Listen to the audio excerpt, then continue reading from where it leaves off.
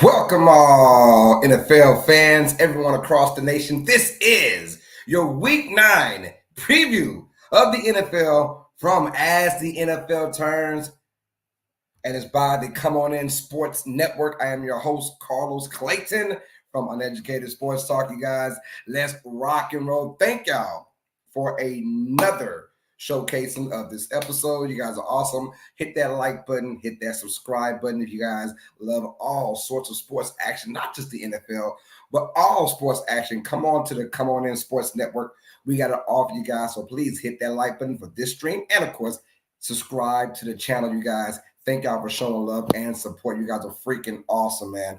Like I said, this is Week 9, and now we have our pretenders and our contenders, right? We get a preview of that. Who's on the rise? Who's coming down to earth? We're going to break all that down, all of Week 9's action from early Sunday games to Monday night football. We got a nice slate of games for you guys, man. So thank y'all once again for showing love and support to this channel, man. Please, once again, hit that like button, hit that subscribe button, y'all. Hey, Week 9 is here, you guys. And I'm telling you, if you aren't in love with today's NFL or today's football, let's throw in college too, huh? Can we throw in college? I want to throw in college. Let me go ahead and wide screen for a second. I want to throw in college. I want to throw in NFL. Football as a whole, it just feels different this year. It feels like, albeit although the NFL, there's a lot of quote-unquote bad teams, but there's a lot of contenders as well. And so many variables to this year that could go right or could go wrong for each team. And we're going to break all that down, man. So I'm super excited for what's to come for the rest of the NFL season. And let's check out our comments already. Who's showing love in the building already? Let's get it, man. All right, y'all, please hit that like button, hit that subscribe button if you guys are new to the channel. Thank y'all once again for showing love and support. And we got it all, man. So thank y'all. We got Twitter going on. We got YouTube, Facebook. So all the above coming in, showing love. So let's rock and roll, man. We got a good one. And hey, let's just get right into it, shall we? Let's get right into it. Our first game on the docket. Now, when you come down to the Dallas Cowboys, they're to talk around town, whether they're good, bad, mediocre. They're always to talk around town. And they have a big matchup as well against the Atlanta Falcons in Atlanta.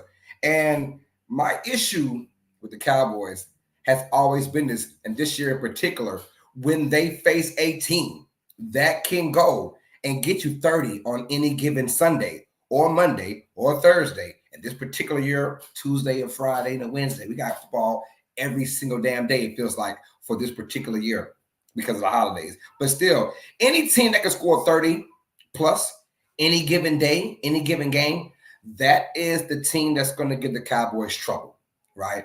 And the Falcons run the same offense as the Packers.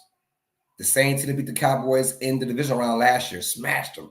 The Falcons run the same offense as New Orleans Saints. The same team, when healthy, week 2, beat the crap out of the Dallas Cowboys. The Falcons run the same offense as the San Francisco 49ers, who the Cowboys just saw last week and lost to.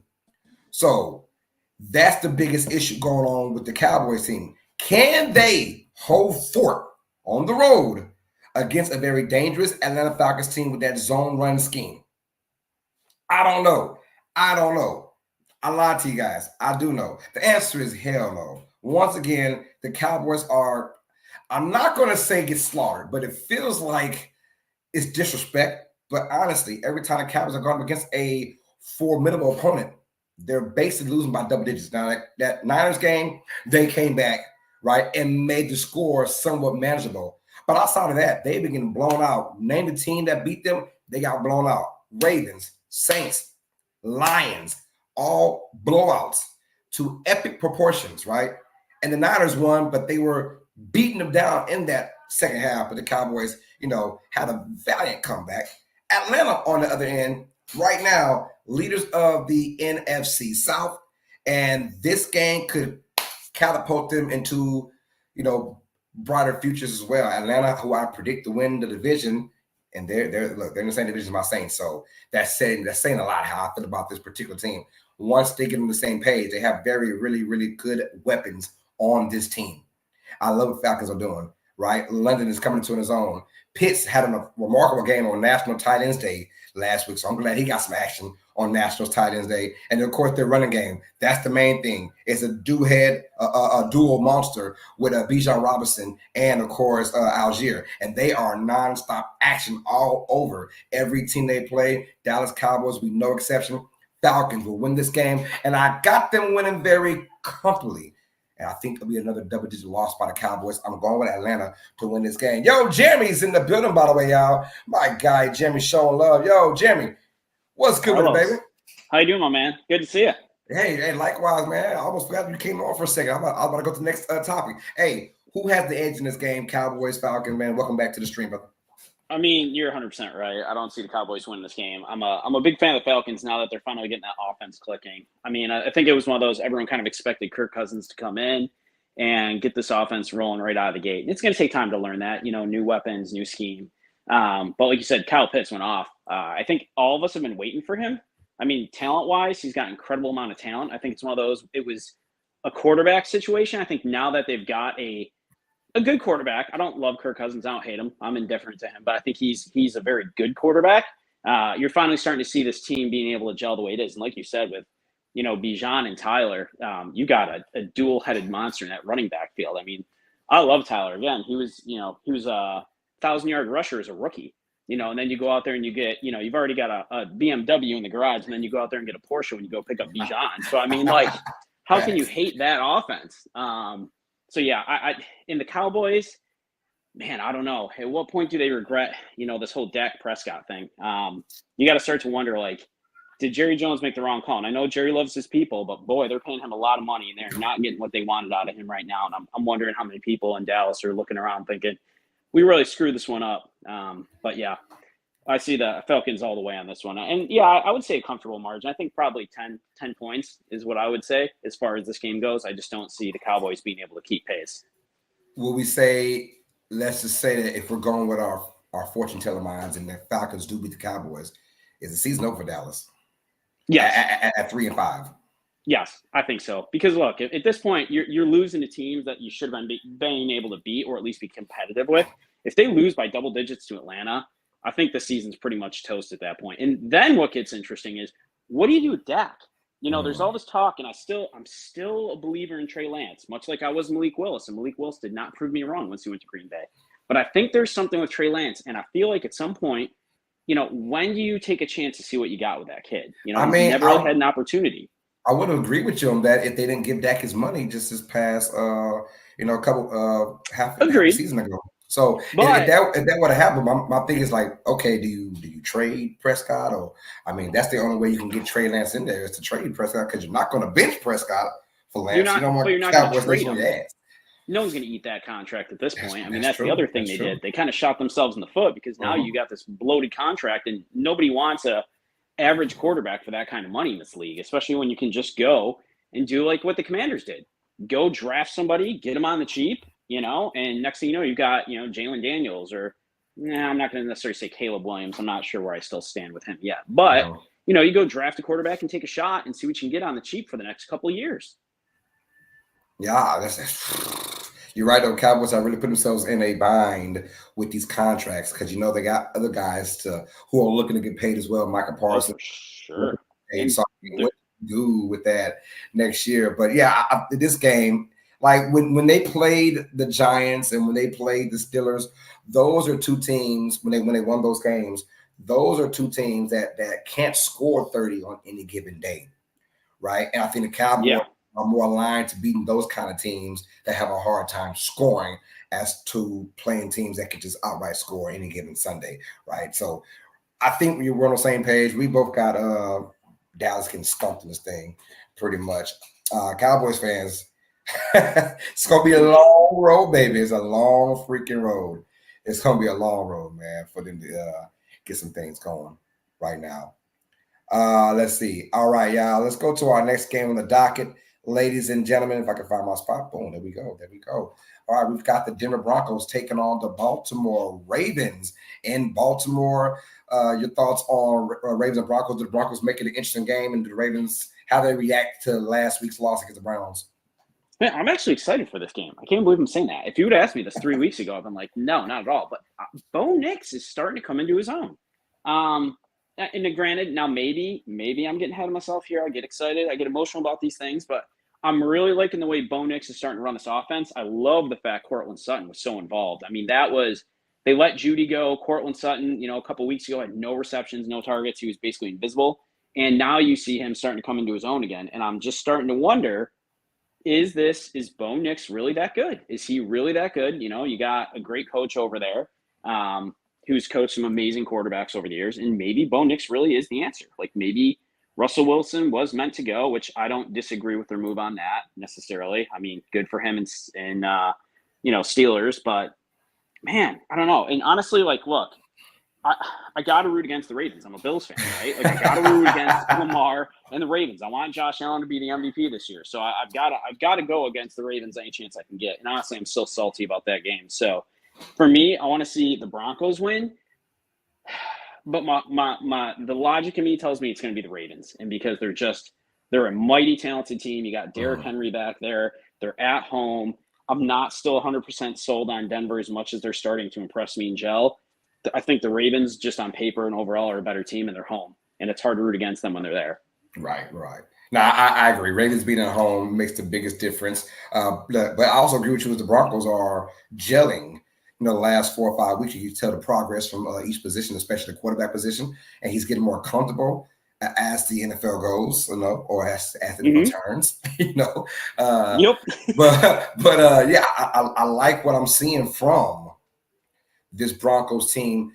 I just hope they make competitive. But the Ravens, after a loss, are not the easiest team to beat. After an L, they come back and stump mud holes in people. And I think the Ravens will just a little bit of KISS mentality, keep it stupid simple. Yep. And then you should win this. I've always said outside of Kansas City, and even that, when the Ravens lose, they tend to really beat themselves. Yes. They've blown so many 4-quarter double-digit leads, and just the little things that go along with it, turnovers at the wrong time, or unfortunate drops we saw last week against Cleveland that could have changed the game. And who knows?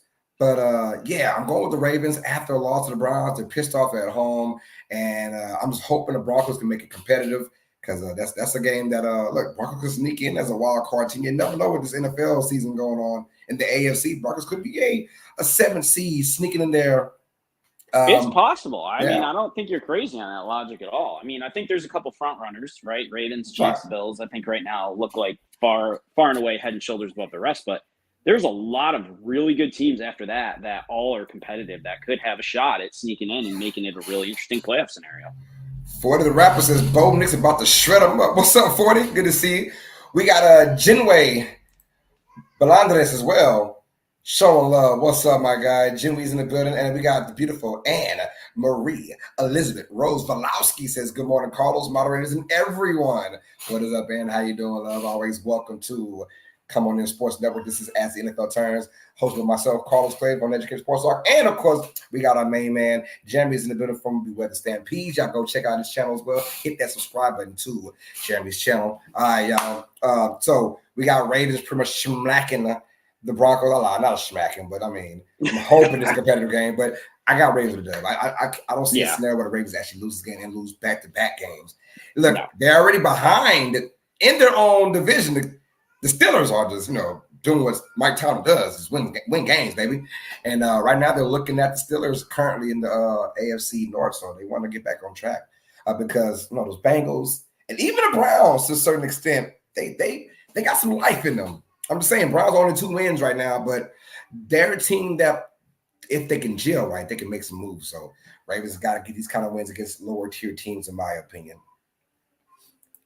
All right. Hey, Jimmy, I'll let you take the lead on this, dog. We got Dolphins versus Bills. You know that Jimmy is the biggest Bills fan in the world, man. Right now, they got the Bills -5.5 against Tua Tagovailoa-led Miami's Dolphins team, who came off a loss to Arizona. Buffalo is still doing their thing. When everyone thought they would have a bad season, guys like myself thought this is still a playoff team, and they also had the role of keeping it stupid simple. Now that Stephon Diggs is out the way and a lot of that BS is gone too, they can get to business. How do you feel about Buffalo at home against Miami, brother? I mean, I love it. It's a beautiful day here in Western New York. Sun is shining. It's going to be mid-50s. Perfect day for afternoon football. Tua comes back. There's the X factor. One, is Tua going to make it through a whole game? I think my personal opinion, I think he's crazy for continuing to play. That's just me. I mean, I get it, but health is one thing, and I worry about the guy first and foremost. But for me, the Bills should take this game. I think it'll be interesting because Tua's back, and it's a very different offense when he's in there. Overall, I'm sure Tyreek Hill is, just more than excited to have him yes, back. yes. Because he has been non-existent on that team ever since he's been out. I'm more excited for the Bills this year than I thought I was going to be going into it, to be honest with you. With Stephon Diggs leaving, Gabe Davis, who I love, being gone, I really had to wonder. You got James Cook, Dalton Kincaid, Shakir, but it's like, okay, where's this all going to come from? Who's going to be the next guy to step up? Keon Coleman's looked really good as of late. Yes. Amari Cooper coming over. I mean, basically on a rent-to-own contract for the rest of the year for what, $850,000, like for number one receiver. I love it. I mean, it's funny because you look at the Jets and they're like, oh, well, we're going to go get Devontae Adams and pay him a fortune. It's like, well, we'll go get Amari Cooper and pay him next to nothing. And we all see how that's working out with the Jets right now, which is not great for them. And honestly, this is our division to lose at this point. When you look at it, nobody on this division, I thought maybe the Jets and the Dolphins could be competitive. They just have not shown up at all this year. I don't see that changing today. I think Josh Allen's going to have another great day, as he's shown. He's pushing that MVP conversation again this year. I hope he gets it. I think he's deserving of it. It drives me nuts that Patrick Mahomes, even though they're undefeated with the amount of interceptions he's had, is still in that conversation. Because I don't think he's better than Lamar or Josh at this point. I mean, yes, they're undefeated, but his numbers don't reflect, that type of level of play that you'd expect from an MVP. Right. That undefeated record is more towards the team itself overall, especially that defense playing lights out as they've been doing. So, I see Bills all the way in this one. I'm thinking they're going to easily cruise to this by at least 9. Honestly. Okay. I don't see the Dolphins keeping up. I agree with the win. The Bills to win. Maybe Dolphins do kind of keep it close a little bit. Maybe first half kind of scare you a little bit. That's how it usually goes with Tua and them. Those guys. Look, they got their weapons back. Tua looked okay last week against Arizona, albeit they should have won that game. I don't know how the hell they let Arizona come back and win, but that's football. Kyler Murray. Kyler Murray, man. Kyler is, boy, he's Mr. Up and Down, boy. He's a top 5 quarterback some days, and some days he's a below. Maybe comeback player of the year this year, potentially. Who can say? Yeah, you never know, man. You never know. He has a couple more big games in him this year. He could probably get that for sure. I'm going Buffalo to win this game at home. That team is rock and rolling. And look, I always tell folks, when you're in the NFL, everyone's talented. So when the Bills lost a ton of their players on defense this past off season, I was like, well, it doesn't matter because let's be real, there weren't really too many big name guys on Buffalo's team anyways. It was more of the defensive scheme that made the Bills a turnover machine. But you had Matt Milano, and everyone, including myself, got real nervous when Milano went down. And go figure, Dorian Williams from good old Tulane, has stepped up huge this season. And then so you get new guys coming in, but they follow the scheme. And the scheme so far looks brilliant. There is no big name guy per se on this Bills roster right now on defense. But once again, just like previous years, they're up there top 5, top 10 in turnovers, takeaways of the defense. And look, on offense, they're going to the basics. They're running the ball a lot more with James Cook, not depending on Josh Allen to throw the ball 45 plus times a game anymore. He's not putting on that Superman cape. You want that for the playoffs. But as far as the regular season goes, I mean, James Cook is playing lights out. Even when he goes down, a guy like Ray Davis comes in there, has a phenomenal game a couple weeks ago. So this Bills team with Keon Coleman as the rookie coming in, and of course, Dalton Kincaid. I love what they're doing, just keeping it stupid simple, not putting all your chips on just one player. They can now spread it out to multiple guys. The Bills look like you said you like them more than previous years. I like them more than previous years as well. This could be the year they can quietly get to another AFC Championship game if they play their cards right. I certainly hope so, because man, I've been waiting for that again, and I'll tell you, it's one of those. It's like at some point we got to have Patrick's number, right? Like either he needs to not be there, or we just need it. We need to beat him in the postseason. Regular season's great, but it's not the postseason when it matters. We got Chantel Pinton in the building. Sean Love, what's up, Chantel? How you doing? Always Chantel good to is see you. obviously a Bills fan and clearly knows her football well. So yeah, she said Buffalo wins this. We will all agree with you on that one. Let's talk about the AFC South right quick. We got some teams in here. The Houston Texans, Colts, Jaguars, Titans. I want to talk about the Colts situation with Anthony Richardson. I know that was a big topic of the last week where he just kind of tapped out and said, yeah, I'm going to go ahead and take a crucial play off. I had to remind folks. We're going on the 19th. We got some folks in the building. Striking this company. And we got Dolph in the building. Extend across 16 other locals. What's up, Dolph? They want to mess with these guys here. And we got Coach Rock as well. Teams for power that people don't realize. 16 locals are going to stand up and walk out in conjunction with these. All right, cool. So Dolph will be left alone for a second, y'all. All right, Jerry, we're back at it, man. I want to get your opinion as we welcome Coach Rock in the building. Sean Love, what's up, Coach? What's going on, guys? Hey, Coach. Coach, I want to get your opinion as well. I'm gonna start off with you first, Coach, about Anthony Richardson. Crucial play. It was second down and long. He had a big run. He ran about maybe 4 or 5 yards, but also ran that particular play was probably about 20 yards. He gets tackled. He gets up past that old helmet. Says, "Hey, I need a break, man, on third down, a crucial third down." And this is a big game against them and the Texans for maybe the division at this point. What is your thought? Because now he got benched. He's benched. His future is looking very low for the Colts. What is your whole thought on that? On that situation with Richardson kind of tapping out? What kind of message it sends to your team? How do you feel about that? Is it too old school mentality? Or is it one of those, he's still young, let it ride out? What's up? Nah, man. If you notice, after Coach Rock, you notice the game has changed on my intro and everything. I mean, it just has changed to where we've catered to these young people. We've changed the games to now it's more about them than it is the coaches and everybody else. And I mean, he's just a product of what's going on, man. We babyfy these kids. We let them get away with too much now. And I'm more than sure that's not the first time he did that. That's the first time it's just been a coach grabbed it and dealt with it, And I really just, the game has just changed so much. So we cater to them so much now, man. We made the game softer, and we just cater too much to these young players, man. It's just about, whatever they want to do, they do now. Yeah. How about you, Jeremy? I mean, it's unfortunate. I think Anthony Richardson has a ton of natural talent, and we've seen that with a lot of players in this league over the years, right? He can be a dual threat when he figures it out. The biggest knock against him was his experience, and I think a moment like that just goes to show the lack of experience. Like I get you're tired, right? Everybody gets tired at some point when they played sports, right? We all did, but to take yourself out of a game, it's one of those things. It's a bad look, and at this level, it's like, look, man, you figure it out, right? Call a draw play, hand it off to the running back, like whatever you need to catch your breath. But to take yourself out of a game like that, it's a bad look as a rookie quarterback to the team you're trying to lead. That's right now in contention, right?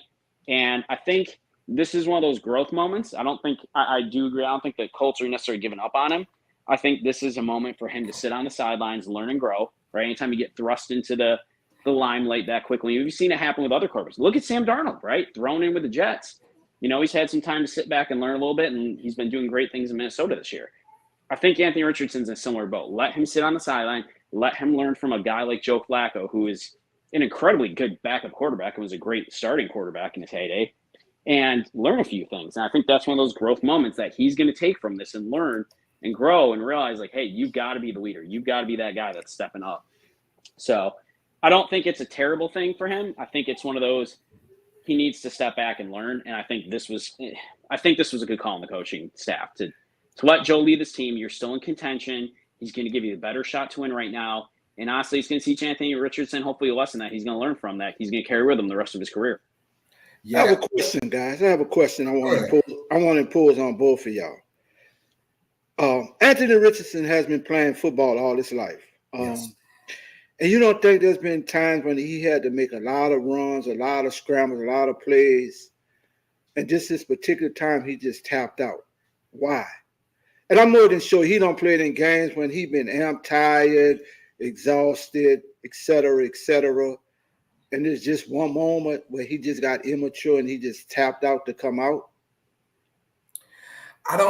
Here's my thing. So I think a week or two ago, he had something similar, and he was dog tired. He had a run, he was dog tired, and the next play he fumbled the snap, right? And I'm pretty sure there may have been a conversation, hey, if you're that damn tired and you feel like you're gonna do something stupid at the line of scrimmage, take yourself out. I don't know. But the position that he plays, that is a position of leadership. They want you to be like your head coach, right? Embody your head coach, but also you got to embody your quarterback too. And if they're seeing, well, this guy can tap out anytime he wants to, I can tap out. I agree with Jeremy. I agree with both of y'all, first of all, but I agree with Jeremy. He says, good call by the coach staff. Get his ass out of there. Let him sit down and learn, because not only I can see if he had some great stats to follow what's going on, but he's below 50% in completion percentage, man. His third down conversion is horrible. He's one read and done, but also you got to blame the coach too. The coach knew what they were getting with this guy when they picked him number 4 overall. 1 year of football in college, excuse me. You knew that he was raw. You knew he was inexperienced, and you knew he, his percentage completion, even in college, was horrible. You knew that. So make your bed and lay in it. Look, as far as you being 22 years old and you're tapping out already, I don't like that sign at all. Like you said, Jimmy, earlier, take a draw play. It was 3rd and 20 anyways. Take a draw play or something, but you don't tap out and come in. But Joe Flacco, pro, been there, done that. It feels like every time the last couple of years now with the Browns and now with the Colts, when he's in there, their teams look relatively better and more experienced and ready to go with him per se as Richardson, who's more of a running style quarterback. But I like the coach saying, you know what, I hope they're not giving up on him, because he is a great talent. But you also got to send that message to your entire team. We are not going to stand for those kind of shenanigans, on top of that. So tough thing going on in the coast, but I think at 4-4, they're looking like we have a chance to make the playoffs. Hell, win the division too. We're only a game and a half back of Houston. We have a chance to win this division. We can't mess around by putting Richardson in. And one more thing before we go to the next topic. I'm hating the fact that the NFL is so quick to turn on people. Mind you, that 2022 draft class, they are about all gone on different teams or even out the NFL. And that's 2 years ago, right? So they want a C.J. Stroud. They want a Jaden Daniels. Those things don't happen all the way. Peyton Manning in 1998 threw 28 interceptions his rookie season, but they stuck with him. Or how about go the Aaron Rodgers, Jordan Love route? Sit his ass down for a couple of years. Even Pat Mahomes, who we all call now probably the greatest of all time, he sat a year under Andy Reid and learned, and he didn't get thrust into it from day one.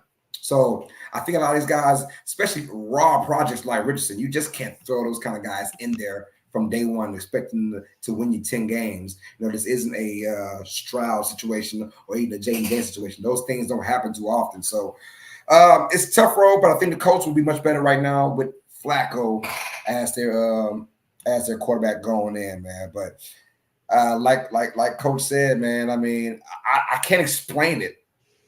Coach, when you ask me like what's his mentality, what's he thinking, I can't explain it. Because the kids play so much football, man. I can say I'm more than sure he's had to make a lot of runs, strolls, play after play after play, to where he's been tired. And just for him to just tap out that instance just was weird, because he's played so much football, and I know he's been exhausted before. Well, I mean, I would have just lied. I mean, I lost my wind or something. Something. Just I'm like, yeah, I was tired. And the way he said it so nonchalant was probably rubbed the coaches the wrong way too. And that's why he probably is on that bench now, that pound with the old ball head coach. So I don't know, man. That's somehow I can't really explain on that one. All right, let's go to our next game on the docket, though, man. We got oh Lord, Saints versus Panthers, you guys. We can quickly go through this because both these teams ain't doing a damn thing this year. I got Saints winning just because I just think on paper they're just a slightly better team right now. And the Panthers, they went back with Bryce Young, and one thing the Saints have had is Bryce Young's number. In the 3 games we played against Bryce over the last 2 years, we have dominated that matchup. I'm going to New Orleans to win this game. That's the only team I think right now in the NFL we can beat. So, how about you, Coach? I'm going whatever the concession stand selling good, man. Whatever concession stands got good. Let's go. How about you, Jeremy? I got to pick one of these teams. I guess I'm going with the Saints. I mean, on paper, they're the better team. This is one of those games. I mean, I know y'all know you're a Saints fan and all, but man, it's not going to be a fun game to watch. Oh, it's not. Oh, it's not. You were right. But I'm going to go with the Saints just because I think they're the better team. I think Bryce Young's still trying to find his way. I think there's some talent on Carolina. I don't think it's like a completely disaster of a team. I don't see them winning this game. Yeah, I agree. I mean, Carolina, I'll be there at home, but Bryce Young is, hopefully he learned from sitting down. But even last week when he started, it was the same old pretty much. So it pretty much tells you where this Panther squad is going, which is pretty much nowhere, and probably going for another top-tier quarterback in next year's draft, unfortunately, for that team. But, yeah, we all agree the Saints should win this game. But, hey, Coach, let's just throw in our future caps right now. If Saints lose to the Panthers, the storyline for Dennis Allen is what? Him and Mickey Loomis gone. I agree. Saints lose to Panthers. I agree on both too. I was about to say Mickey Loomis and Dennis Allen both gone. You can't lose to the Panthers. If you lose to the Panthers, we had the discussion this week, and I really think I know it's a lot of people jumped on me that Miss Gail Benson needs to think about really selling the Saints to another local group, or owner, somebody that can just strip this whole thing down with more football knowledge. And, Mickey Loomis has been around about 18 years now as a GM. That's a long time. And, I mean, I think you look at the draft classes, none of them have panned out in the last 3 years. So it's been a lack of talent somewhat on this team. So I really think this team just needs, from the owner perspective, starting at a new ownership, and just trickle all the way down to me, man, to be honest with you. Yeah, I feel you on that. Yeah, I agree. If Saints somehow lose this game, I mean, regardless, I think DA's been supposed to be gone a long time ago. I don't know. They're holding on to something. I don't know what it is, but they're holding on to something with DA. Yeah. But yeah, we are on agreement. Saints should win this game against Carolina. Let's go to our next game, y'all. Raiders versus Bengals. Now you look at the Bengals. Unfortunate situation right now. They got a long road to climb. And we didn't expect this from a healthy Joe Burrow-led Bengals team, because we've all been accustomed to, hey, Joe Burrow's healthy. They go to the AFC Championship. They go to Super Bowl, right? Joe Burrow's hurt. They don't. So I don't know what's you guys' thoughts on Bengals and Raiders and who wins this game?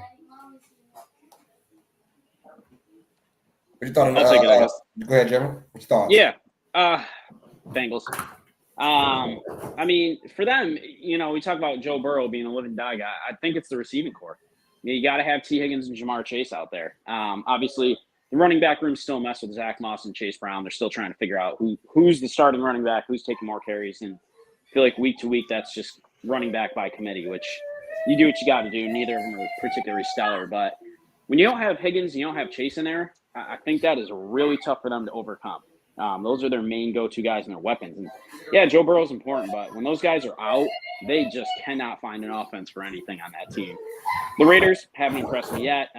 Maybe Desmond Ridder gets a chance to play this week and try and revive his career, now that he's in there. So maybe this is his opportunity where he'll get a shot, depending on how that game plays out. But for me, either way, the Bengals are going to win this game. I don't see the Raiders keeping pace on that team right now, especially with Adams gone. What you, Coach? Yeah, I'm going with you guys. Right? I'm going with the Bengals on this. The Bengals should win this game. Yeah, too much talent for this team to be almost 4 games below 500, whatever it is. Too much talent, man, and you gotta wonder if they do find a way to, let's say they lose this game, man. I mean, panic mode like crazy in Cincinnati, and what do you do with Joe Burrow? Because although Joe Burrow's stats looking good this year, they're not. I mean, they're not playing well. Daddy, do you know the face fry is? My mom told me to wash my face and brush my teeth and change that she needs to. I need to brush my teeth. I don't know. Hold on, y'all. Yeah. So, is panic sitting in for Bengals to lose this game right now? If you're part of Bengals culture right now, what is the mindset for the rest of the season? Survive. It's not good. It's not good. Said it's not good. Good. I got Bengals also win this game. They just have to. The Raiders, like you said, no Adams.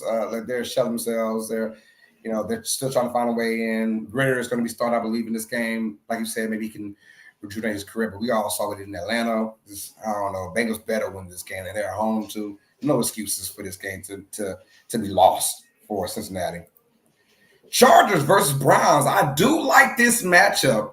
I think both teams are kind of eerily similar in ways, and now they have the upstart from famous Jameis Winston. So he had a big win over Baltimore last weekend, and the Browns now their second win, and they said, hey, we still believe in Cleveland. Chargers beat down the New Orleans Saints, so they're one of those teams that are still vying for playoff positioning. Who wins this game, Jeremy? Chargers? I say that like I'm not sure because I'm not sure. Because Jameis Winston, man, the guy still got it. Like the Browns' biggest problem is like kind of like Dallas. I feel like right now they've got a quarterback that they're paying a whole lot of money to that's just not producing. Right? That for them, unfortunately, is going to cause them a lot of anger and heartache again for years to come. I think. I like Jameis Winston. I always have. I think he's a good quarterback. I think, he's got a chance to step in on a talented team. I mean, their roster on paper is great and have an opportunity to do something.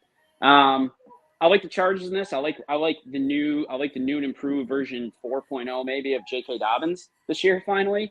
Seeing what his talent level is when he can stay fully healthy. Knock on wood, he still stays healthy. And you still got Herbert back there. So I think the Chargers, but I think this is going to be an exciting game. I think this is going to be a tight, exciting game. I'm actually looking forward to this one. Who'd you pick, Coach? I want Jameis to do really good. I really love Jameis, but I'm going with the Chargers. I lost respect for the Browns fans after last week, man, with the Deshaun Watson whole fiasco, man. I just lost. I thought that was one of the lowest points in sports that I had ever seen, man. So I have no respect for the Browns organization at all. I'm going with the Chargers. I'm just a Brown hater now. But I want Jameis to be successful. I love Jameis Winston, man. Yeah. I really do. I'm just a hater of the Browns. I feel you. I'm going Cleveland. I'll be the lone wolf. I think Cleveland wins this game. Close game, though. Close game. I think the Chargers are one of those teams. I don't ever see the Chargers getting blown out because of their style of play. So this will be a close game. And let me go Cleveland just on the fact that I think momentum with Jameis Winston is going to carry them while they're at home. So, we'll find out about these two teams. Let's go to our next division, and let's talk about the AFC North, right? Pittsburgh. Russell Wilson and company. Coach, I was first to apologize to Mike Tomlin because I had the Steelers winning a total of 5 games this year. And for the first time in my life, I doubted Tomlin. I did for the first time ever, and I regret it instantly. They right now are 6-2 atop of the AFC North, man. What's going on in Pittsburgh? What's the feel good story right now in Pittsburgh, Coach? With me, I'm still not sold on them. I think they're going to have a pretty good regular season, but I just don't see Fields. Your boy, just when it come playoff time, I just don't see them getting Pittsburgh over the hump in the playoffs, man. But as far as the season goes, I mean, they're winning right now. That's all you can ask for your quarterbacks to do. So kudos to them winning, but I just don't see when it come playoff time, I just don't see it with them with the quarterback. Man, I'll tell you what, though, interesting stat. The Steelers have only had 2 games in the last 4 years of 400-plus yards. And those 2 games came back-to-back weeks with Russell Wilson, which is crazy. It tells you how quarterback does make a difference in the NFL. Look, their schedule does get tough towards the end. So it's paramount they win these games right now because the last 6 or 7 games, a gauntlet of a schedule for Pittsburgh. So right now you have to win these kind of games at this moment.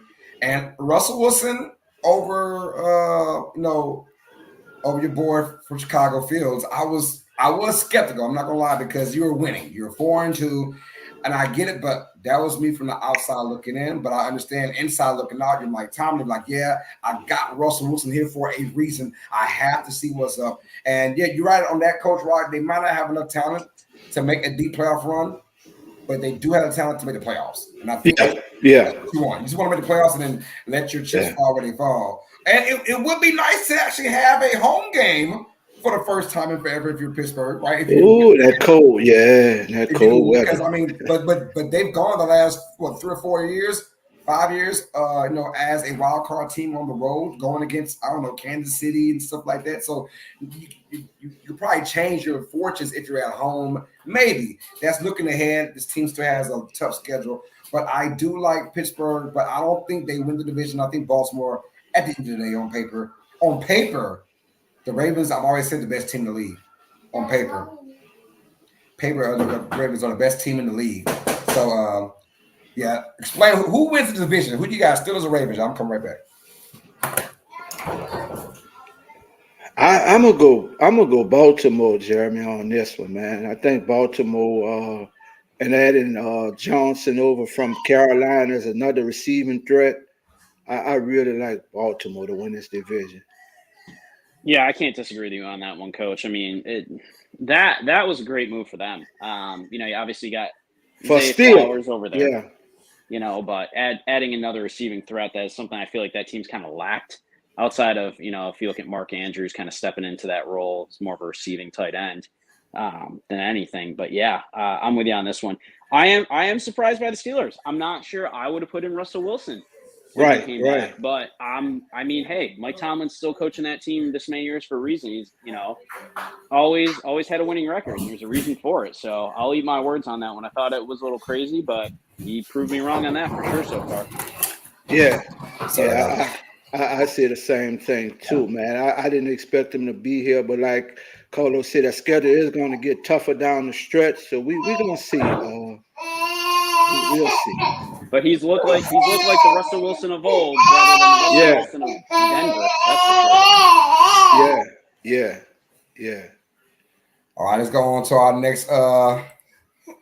next game on the docket, you guys. We got the Washington Commanders, the Miracle Commanders from last week. Jaden Daniels, man, if that game last week doesn't tell you how special this kid is, I don't know what can say that. They faced their rivals in the NFC East, the New York Giants. Who you got in this game, you guys? I'm gonna go with the Commanders, man. I love the kid, Jay Daniels. I'm going with Washington in this one. How about you, Jamie? Yeah, I'm going Commanders. I mean, I'm not. Daniel Jones just isn't doing it for me. And honestly, that team, there's some talent there, but not enough for me to believe in them the way I can believe in Washington right now. Hey, it's funny because if you guys watched the Hard Knocks episodes of the management, right? That was this past season, the off-season episode, and the Giants were really pitching hard to try and get Jaden Daniels. They knew it would be a long shot, but in conversations you heard between head coach and GM, they was like, if we can't get any receivers or if the quarterback fell on laps, who do we want? And they were on the money, all in agreement. We want Jaden Daniels. There was no Caleb Williams, no Drake May. They said, we want Jaden Daniels. He's the best quarterback in this draft. And it's funny how, they tried for a split second to get a conversation with Washington to maybe trade up for Jaden Daniels. Washington was having none of it. They wound up getting the Commanders, and look at this incredible season. Daniels already 1-0 against New York. I'm with you guys, 2-0. I got the Commanders beating the Giants, and the Giants are going to regret everything they've done with Daniel Jones. And to make y'all laugh, I said this already, if you ever watched the Hard Knocks episodes of the offseason with the Giants, the GM, he makes it known the first episode, I was not part of the Daniel Jones trade. He doesn't say it in an evil way, but he lets you know I wasn't part of that. I wasn't here when Daniel Jones got his his payday. So I find that very interesting, how that went down. And now they face each other twice a year. So, but I like this. I like this Commanders team, and they're a scary team. They're a scary team for anyone. Like whoever has to play this, they're loose, they're free. Daniel Snyder is no longer there as the owner, and that makes a big difference in Washington culture. Daniels feels good about this situation. Dan Quinn, who is a decent head coach. I mean, he is a Super Bowl appearance coach, so he knows how to get to Super Bowl for sure. I like what I'm seeing in Washington. Give them the devil to the Giants, man. Right. We can quickly go through this, you guys. Patriots and Titans. Give me Titans, just cause. Just give me Titans. That's right. I'm gonna take the Patriots on this one. What about you, Jeremy? How you feeling? I'm gonna go with the Patriots, even though this game's gonna be terrible. But I got to pick a team, so I'm going with the Patriots. So you're the lone wolf again. This game, I don't say that word often, but putrid. This game is going to be putrid, man. This game's going to be horrible, bro.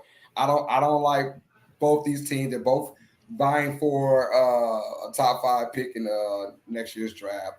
All of the Patriots did beat the Jets. The Patriots, out of these horrible teams, the Patriots might be the best horrible team in the NFL. That makes sense. So, speaking of, let's go to our AFC West division now. We've got Raiders, Chargers, Broncos, Chiefs. Y'all, do y'all realize that Pat Mahomes, and I don't know why he's an MVP talker. It's weird. Probably just because of name sake. But right now, they're 7-0, and Pat Mahomes has more interceptions than touchdowns. Right. That is saying a lot about this Chiefs defense. I've been telling folks over the last couple of years now, they've been very underrated.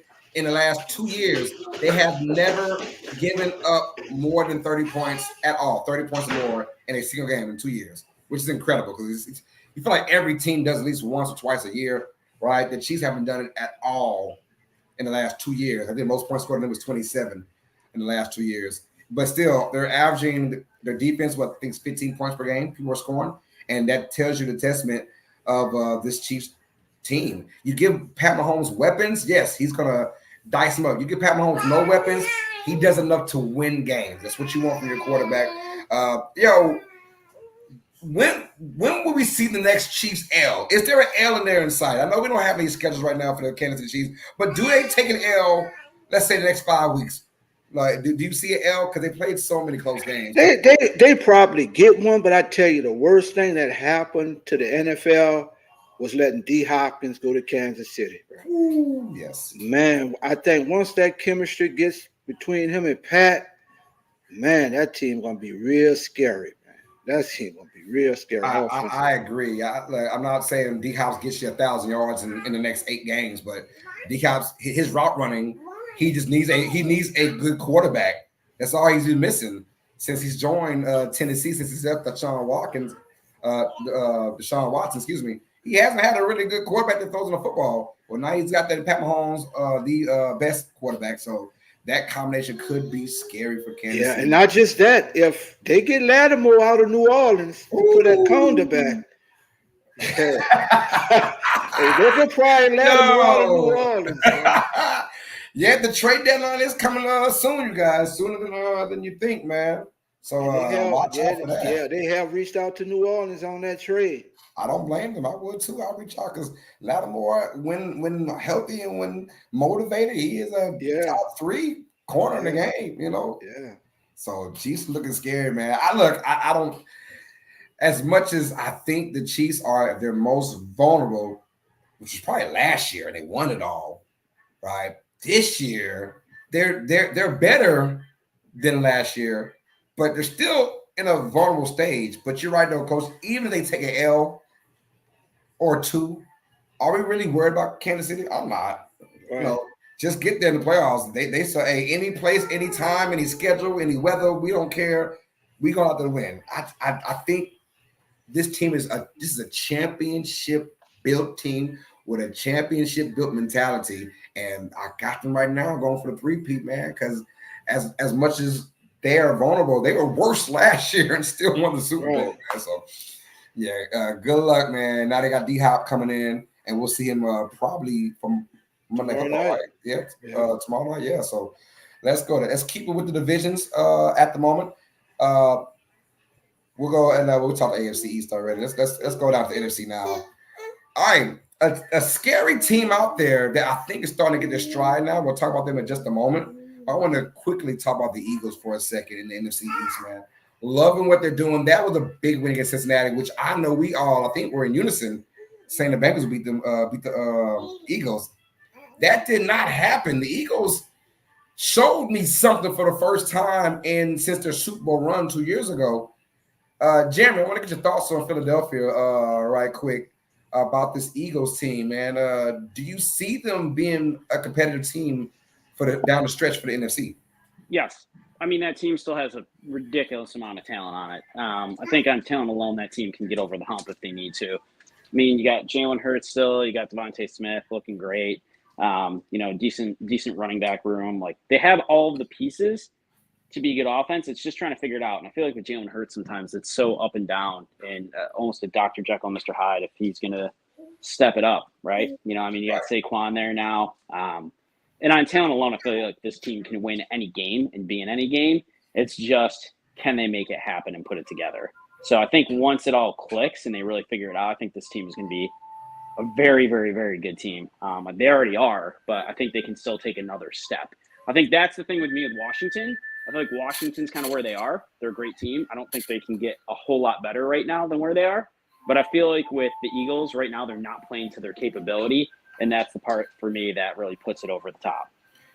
Is it me, or has Washington, Philadelphia, and Dallas all played the Giants, but they haven't played each other yet? Washington hasn't played Dallas yet. Eagles haven't played Washington yet. Washington hasn't played Philadelphia yet, but they've all played the Giants so far, which is crazy. So that's where things are coming to hand, especially Eagles and the Commanders when they start playing those divisional games down the stretch. I want to see how does Jaden Daniels do in a real divisional game, not against the Giants, but against the Eagles and the Cowboys. How does he fare in those kind of situations? Because that's where your money's worth now, especially Philadelphia as well. Like, let's see what you do in the division, because you're built to win the division, not become second place to a Commanders team after the first half of the season. So I'm very interested to see about this division. But the Eagles, I like them to be competitive. I like them.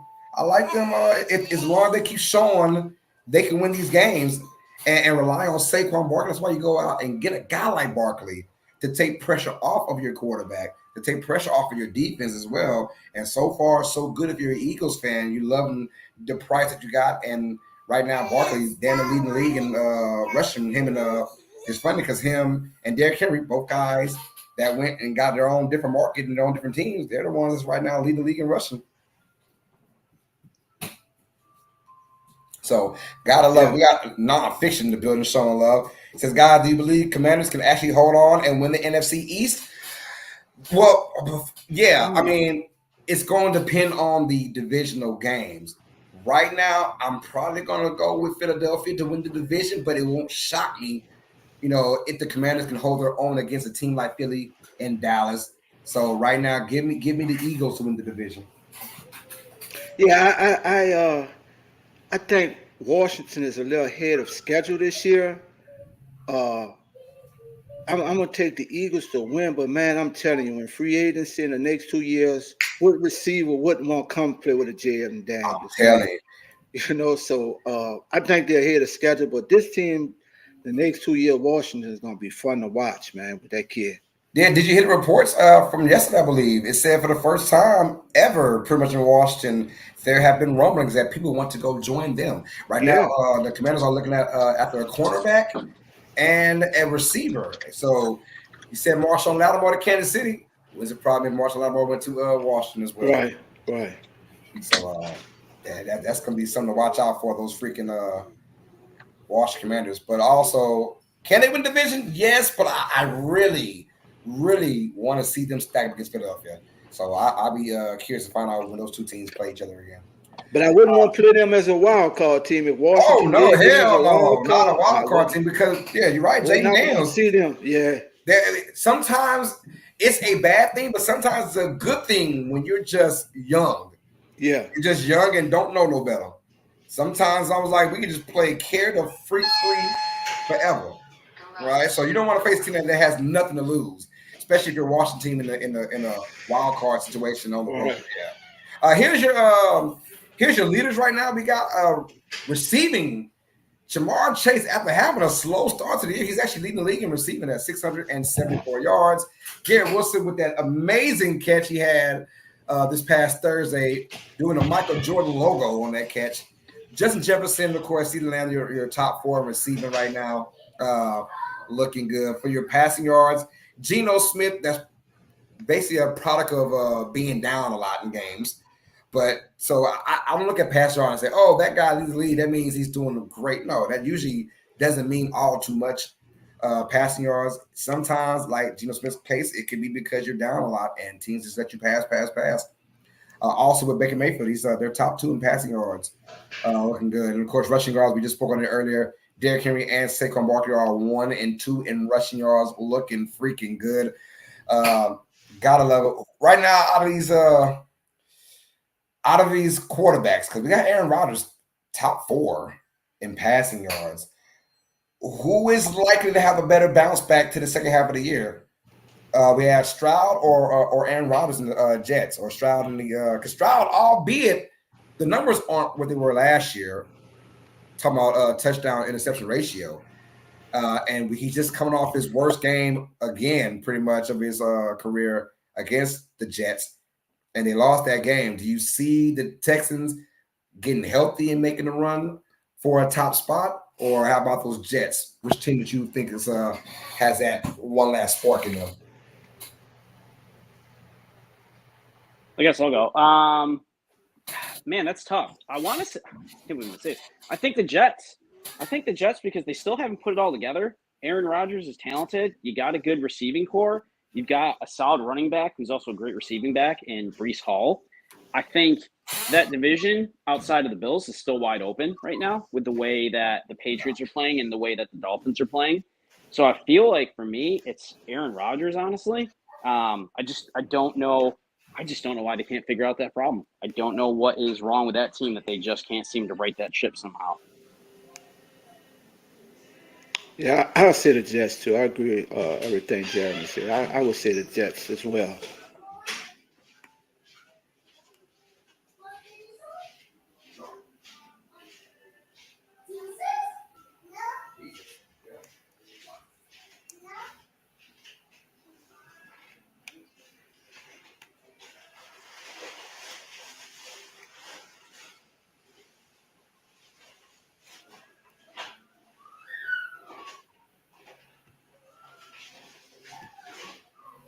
We lost Carlos.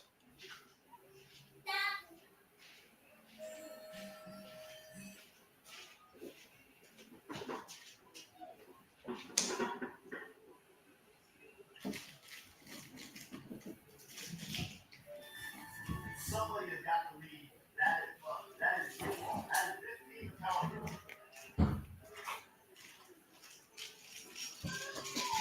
Jeremy, who might Buffalo be interested, if anybody, before the trade line? Are y'all looking at anybody? Or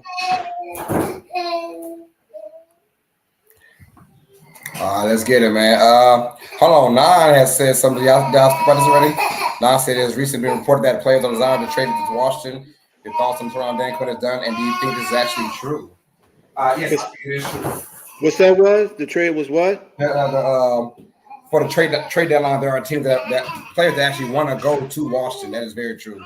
Yeah. I mean, who wouldn't? I mean, it's a young team, and like I said, what receiver wouldn't want to play with this kid, man? Right. I'm loving it, man. But as far as Stroud and Rodgers talk, I got faith in New York. I do. It's not a lot, but as it's been so well written in the Bible, man, so you have a faith of mustard seed. It can grow to something big. Right. I got that mustard seed faith in the Jets to make a comeback because they have to. They really do. Like the Texans don't really have to. There's no pressure on Houston, and they're only 6-3. The Jets are 3 wins, I think, in a year. So I don't know, 3 or. So there's a lot of pressure on New York because you got Aaron Rodgers for a reason. You fired the head coach. You got Devontae Adams in there. You have to win and get to the playoffs at least. So yeah. But I got a small mustard seed faith in New York, but they're about one more devastating loss to me jumping ship on that squad. Right. All right, y'all. Let's get back to the next games now. Our 3:00 games.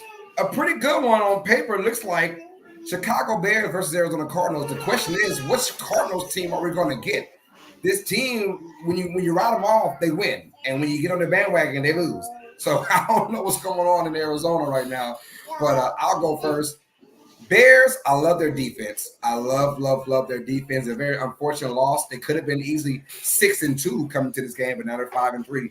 Give me Chicago over Arizona in a low-score matchup once again, but I got Bears to pull it off. I'm going to go with Arizona. They've been pulling a Houdini out the hat the last few games, man, winning late games. I'm going to take Arizona by 3. And and you can't go wrong with either pick. I mean, because this is a game that I can see both teams winning. But you're right, though. Cardinals, man, I mean, they played the Niners, beat San Francisco. Then they play, I don't know, whack team ABC and lose to those guys. It's like, which team are we getting? They beat the Dolphins last week by 1 point.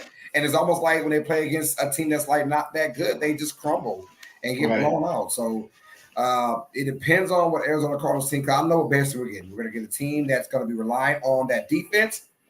We're going to get a team that's going to, hopefully get Caleb Williams in the last couple weeks besides last week. Last week was horrible stat-wise for him against Washington.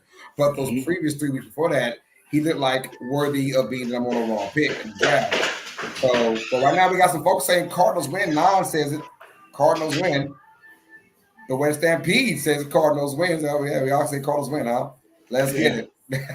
So, yeah, I'm going to go with Chicago on that one. Lone Wolf on this one, too. I guess so, huh? Might as well go with it, huh? Let's keep it rocking and rolling, y'all. Jaguars versus Eagles. He said, Eagles. No hope for the Jaguars? No, man. Yo, Coach, I want to shout y'all, by the way, wearing the Panthers jersey yet again. Is that Peppers? That's the Panthers. Is that Julius Peppers jersey? That's Peppers. That's correct. That's Peppers. That is correct. Oh, hey, I gotta love y'all. If y'all don't know, man, every team that the Saints play, Coach got a jersey for the opponents, man. He's got the opponent jersey ready to rock and roll, starched up, ironed up, looking good. Let's go. It said Eagles would appear at the end, says Forty the rapper. He ain't playing around. It says Eagles. Yeah, I agree. Eagles. Matter of fact, this is my lock for week 9. Give me Eagles over the Jaguars. I don't see a scenario where the Jaguars win this, and that could be why the Jaguars win, right? Right. in today's NFL. But give me the Eagles. I love it. I don't know what's going on in Jacksonville because they got the talent. Yeah, they got the quarterback, right? They got the receivers, I think. They've got the young defense. They just know how to lose games, Coach. Some teams just know how to lose games. Jaguars are one of them, man. So I don't know. It's gonna be tough, man. But yeah, we're gonna be Eagles to win that game. Let's keep it rocking and rolling, man. Hey, another good one coming up. It's a good one now. Yeah. Rams and Seahawks. Rams off the win against Minnesota, although via controversy. And Seattle, fresh off that bad loss they took to the Buffalo Bills got mollywopped. I mean, at home too. Geno Smith came out there and said, "Hey, the 12 man don't exist no more. It don't exist," and like, he's calling out Seahawks fans. Is that legit to call those fans? No, just because you said that, I'm going with the Rams. I'm picking the Rams in this game. I didn't know that, but since you said that, I'm going with the Yo, Rams. I'm also going Rams too, Coach. Yeah, I'm going Rams too. Look, Stafford has got his boys back. Yeah. He's got Puka. He's got Cooper Kupp as well. He's got Kyler Williams running the football. Rams have a opportunistic defense, right? Seattle with that Geno Smith calling out the Seahawks fans. My thing is, if you play better, you do better. Right. If you play better, you do better. The fans are only going to get excited over a good product, right? After New Orleans Saints. Ticket prices the first game of the year, dude. That Panthers game week 1, I got tickets for $28 per, right? That next game at home against Philadelphia, tickets was $300. Yeah. Right? So look, what I'm saying is prices go up when you have a good product. Fans get excited when it's a good product. They get loud, get crazy. Because right now you could get Saints in Carolina tickets free. Man. With the flight, with the air flight included, they play all the time. I heard you can call one play call for the team, you know? Yeah, that's it. So I don't like that he caught the fans out on that one. Like, if you play better, they'll be more excited. Yeah. So I don't know, man. Like, if you ain't winning no games, you got their ass whipped by the Bills. I mean, they stumped them, bro. They stumped them bad. Yeah, we got 9 says Rams win a close game. Yeah, I'm gonna say close game as well. I think Seattle has fight. Yeah. I mean, they still really good. They got the 12th man. They got a 12 and no DK Metcalf in this game again, and that's why I really went with them losing this game as well. So, Floyd says Texas Rangers games were at $5 a time, even with the new field. Yeah, when you have a bad product, people don't want to go there unless the prices are capable of good prices, right? I mean, Saints, we haven't made it playoffs since Breeze retired. And so, like I said, I went to the NFL game week 1 against Panthers. Man, it was $28. Well, we stuck the mud hole in them in the Cowboys. But guess what? The excitement is back. Now tickets skyrocketed, $300. Yeah, that's so. I mean, and they get more excited when you win. So come on, Gino, give out a good product, bro. Give out a good product, and we'll talk. We can talk 12th man all day. Let's keep going now to the NFC North, which currently is the best division. This is the AFC North of last year, pretty much, where there's a potential for all 4 teams to make the playoffs. Will it happen? I'm not quite sure. But let's talk about today's game, right? Lions, Packers. My thing is, Coach, who you got in this game? Lions or Packers, man? I'm going with Detroit. I'm going with Detroit in this game. Yeah. Do you think on the road, any chance for the Packers at home to make some noise? I think the Packers going to give a fight, but the whole thing with the NFC is never the team that goes through the regular season with the best record. It's always a team that gets hot at the end of the season. Yes, and that's who I'm trying to see who that team going to be when we get to about week 12 and 13. And go on that run. It's always a team go on a run in the NFC late. But I think Love is playing. It's gonna be a real good game though. It's gonna be a real good game to watch though. I'm actually gonna call this game on my channel, you guys. So come on, Uneducated Sports Talk, 3:15 p.m. Central Time. We're gonna call Lions versus Packers. I got the Lions winning this game as well.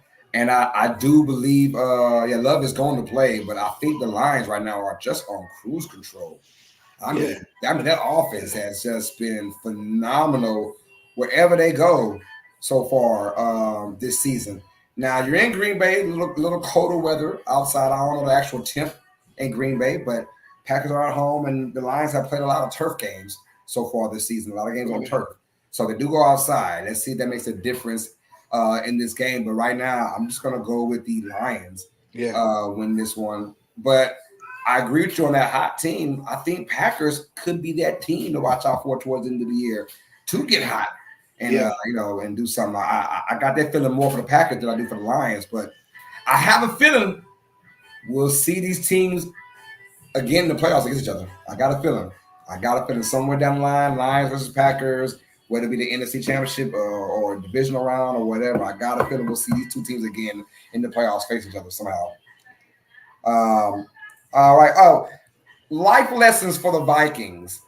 They lost 2 games in 5 days, which sucks, right? Because they lost against the Lions on Sunday. Backdoor lost to the Rams on that Thursday. Now they had a nice little break because of that Thursday night game. What do you tell Minnesota fans or Minnesota players? We lost 2 in a row, but where's the silver lining for Minnesota to go back to where they were just a couple weeks ago? I mean, you just got to go back to what you was doing successful for the 2 losses came. I think that's the biggest thing they have to do is go back to what they were doing. But then, I don't know. Is the real Minnesota starting to show up now? Well, you know I what can I'm say saying? it is. I mean, the games they lost were close, so they were close games. So it's not like they got blown out. I would tell these guys, look, gentlemen, it happens all the time. We're not going to go undefeated. No one ever goes undefeated besides the 72 Dolphins. We're not going to go undefeated. We're going to take some L's down the road, but it's about how you look while taking the L. I think the Vikings, for the most part, both those games against the Lions and the Rams, they had some good things going on for them. So wouldn't be no panic in Minnesota if I'm a Vikings coaching staff and players. We got Samuel Wilkinson is in the business.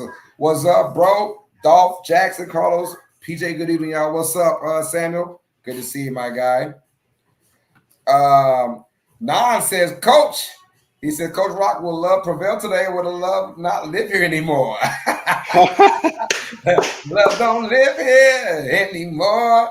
Yeah, we're both going Detroit in this one, but I wouldn't be shocked at all if the Packers found a way to win. Is that game on TV today, Carlos? Oh, yeah, yes, sir. Yes, it's that's the trip. It's going to be the man, America's game of the week. Yeah, so I'm definitely going to call that and watch it. Yeah, we about that. So we just broke down Lions and Packers. Right. So let's go Colts and Vikings now. We just had the conversation about the Colts and, how can they backdoor and get over that 2 straight losses. Well, they have a really good coach team, and we broke down how they shut down Richardson for now and got in Flacco. This is a game to watch.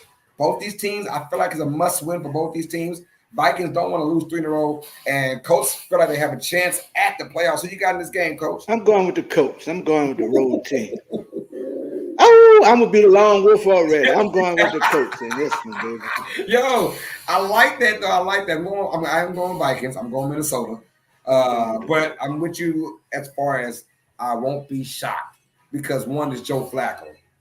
And we know what he could do with this team the last couple of years with the Browns team and Colts team. And they're never out of a game. Joe Flacco, for some reason, he's just risen from the dead and trying to change his franchise around. And look, we had this conversation last week, I believe, when I broke down the Dolphins and their inability to get a backup quarterback that's suitable for your offense or just anyone that's just competent at the position, right? That can backfire a team 4 or 5 games if they don't get that backup quarterback right.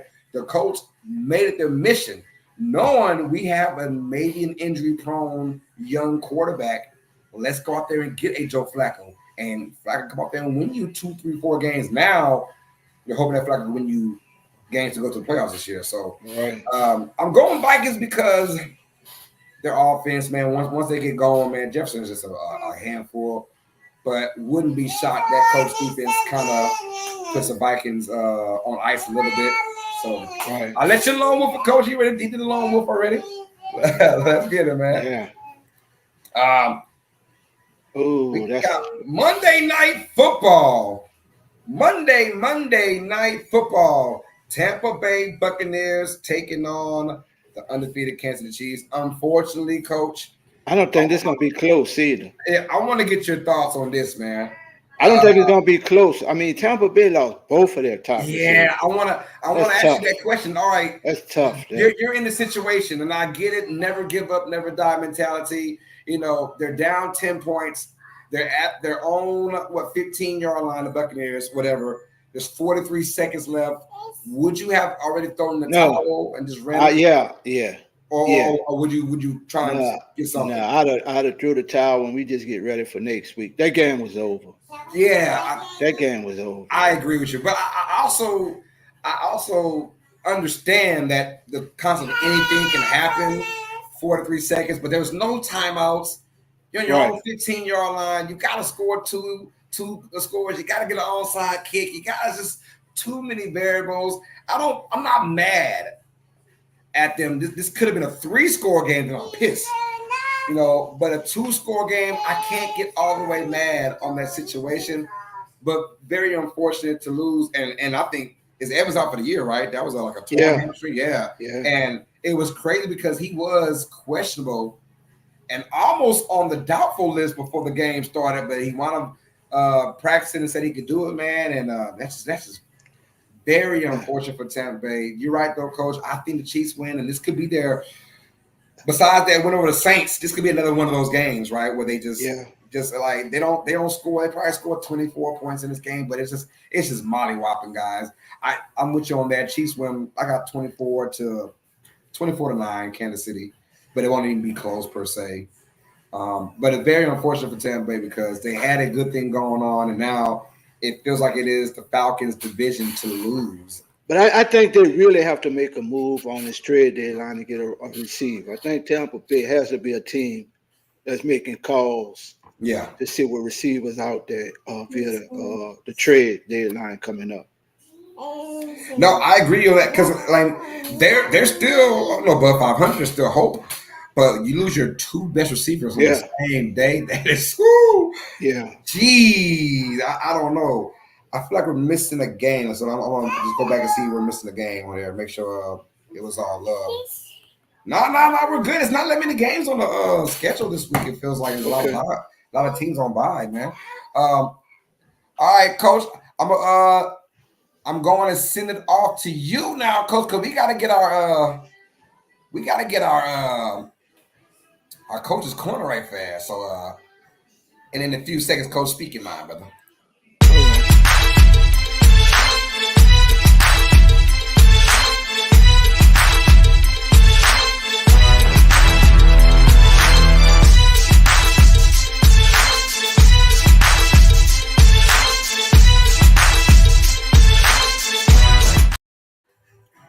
All right, Coach, the corner is yours, man. What's good with it, man? What's your thoughts, baby? We got this guy here was an 8-time NBA All-Star, NBA All-Star second team, 2001, 2-time NBA third team, 4-time NBA Defensive Player of the Year, 3-time NBA All Defensive Team, 3-time NBA All Defensive Second Team. And this morning, we just want to give a shout out to, we just lost this guy, Dikembe Mutombo, man. Dikembe was he played 18 seasons in the National Basketball Association, nicknamed Mount Mutombo for his defensive prowess. He's commonly regarded as one of the greatest shot blockers and defensive players of all time. Outside of basketball, he was known for his humanitarian work. So a shout out this morning to none other than the late great Dikembe Mutombo, man. But I'm glad you mentioned that because I don't think it was enough love for Dikembe when he did pass away. It wasn't a lot of talk on it. So I'm glad that you, I know it's been a few weeks now, y'all, but still glad to hear that, man, because he was one of the greatest, man. And, of course, like you said, what he did for his community and his folks out there back in Africa, man, I mean, that was awesome. Yeah, so, man. And he was young. I didn't know he was still that young. Yeah. He was in his 50s. I didn't know that. Great person, man. Yeah. Great person. Yeah. So, but thank you for that. I appreciate that, man. That's Coach's Corner with Coach Rock, y'all. And sometimes they ain't got about football. It's just whatever coach think about, man. Right. So I know this is going to Mutombo and his family as well because great player and even a better person. Yeah. From what I've heard from everyone. So yeah. All right, Coach. All right, let's talk about who do you think? You know what? I want you to give a pep talk, right? A pep talk. We need a pep talk to, I don't care what team, I don't care what player, I don't care if organization, coach. If you had a pep talk for a week 9 person, player, whatever, who's it going to be? Hold on.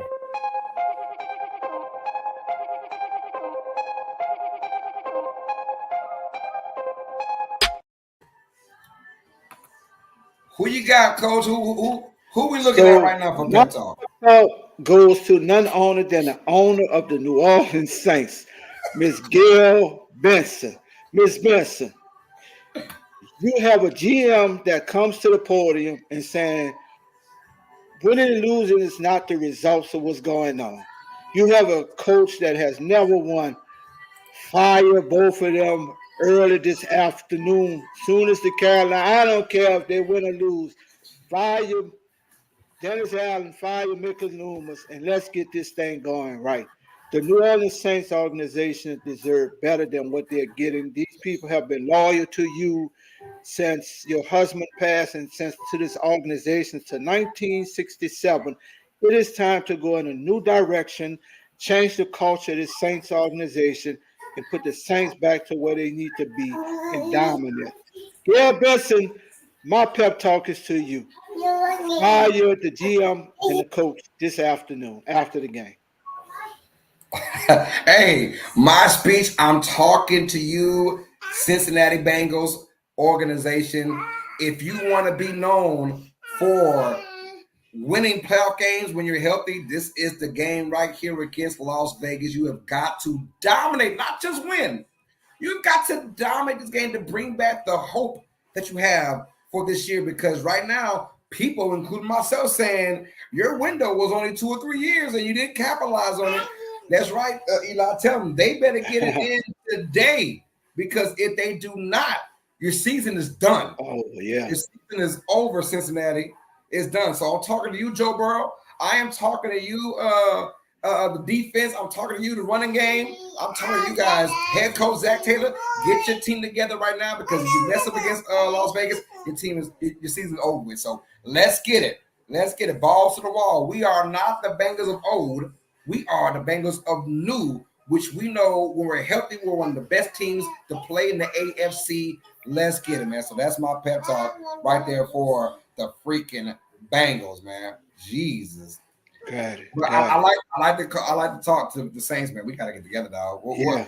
We are. It's almost like a laughing stock right now. Yeah.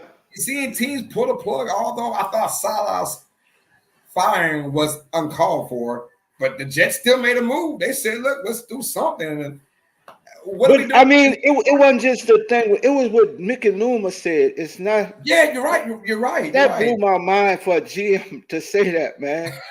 that blew my mind, and for the owner not to rebuttal back on that. Well, what the hell is it about?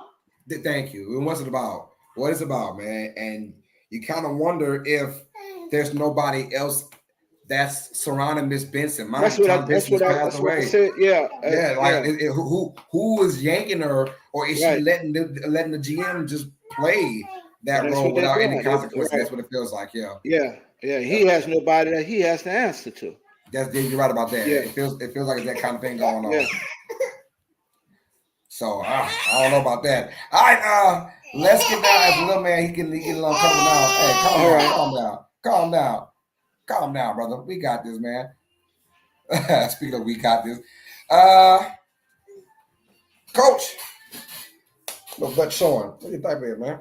Get out of here. Let's go. Hey, what's the game you're looking forward to for week 9? What's the most anticipated game you're looking forward to? The game, the 3 o'clock game, man. The Detroit Lions, when we talk about straight ballers, the Detroit Lions defense, I need to see you the ball today. You have been called the best team in the NFL now. I need to see your defense step up on the road and make a statement today. The Detroit Green Bay game. Yo, I actually agree with that. That's my most I want to see that game too, because I want to see Detroit on the road in this territory on the grass. Right. I feel like every damn game they play is on turf and very fast, and they have a very fast offense. Now let's see, can you put your boots to the ground and run Montgomery?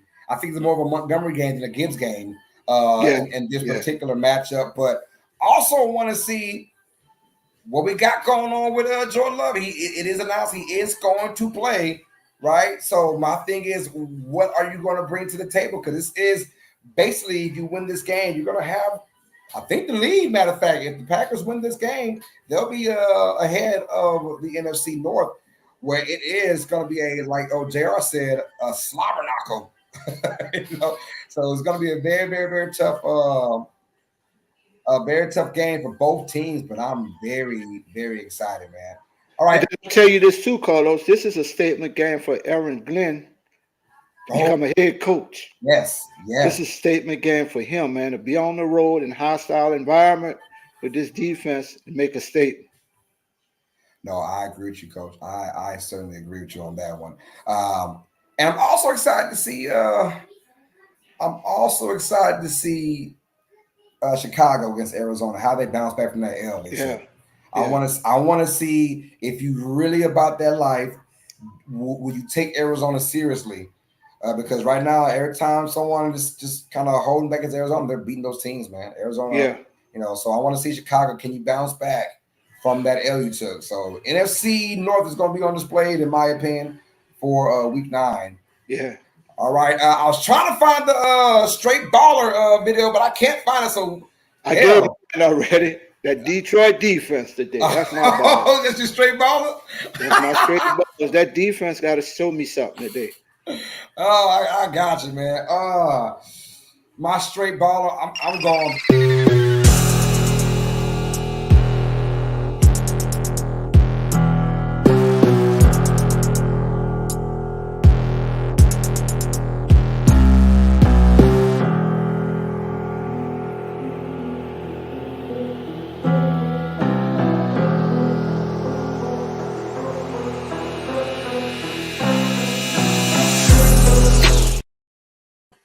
There you go. So coach going with the Lions defense. Straight balling, huh? I like that. Hey. I'm going with the Atlanta Falcons backfield. As much as it pains me to say that. Bijan Robinson and Tyler Algier, they're gonna dominate Dallas in this game. I got a feeling. I think both guys get 80 plus rushing yards, both guys. So I got the Atlanta Falcons straight balling for week number 9. And behind the scenes, why is it called Black and White Old Movie Silent, dog? why is it not called straight balling? We're going behind the scenes, y'all. I'm trying to find the video. It says Black and White Old Movie. That's Dolph. That's him. That's him. Edit the title, man. Gunsmoke. I'm start calling him Gunsmoke. Hey, Coach, Dylan. I don't see you sipping on them, Coach. You good today? Yeah, I'm about to. I'm about to, man. I just got done doing everything. I'm about to. I'm just reclining now.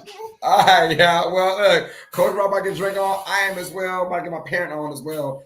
Hey, it's going to be a great week now. You guys sit back and relax. And see you guys next week for our Week 10 preview from Nfl Turns presented by the Come On In Sports Network. Please hit that like button for the stream. And, of course, subscribe to the Highlands Sports channel on YouTube, y'all. Keep it rock and roll. So thank y'all for the subscription we got already. I've got like 2 subscribers already for this channel, for this stream. So thank y'all for that. And keep hitting that like button. And much love to you. So for the homeboy, Coach Rock. And, of course, we had Jeremy from the Weather Stampede. I am your host, Carlos Clayton. And this has been another episode of Nfl Turns presented by the Come On In Sports Network. All sports fans, have a great, great, great night. We'll see you guys next week. Next week. Yes, sir. Peace.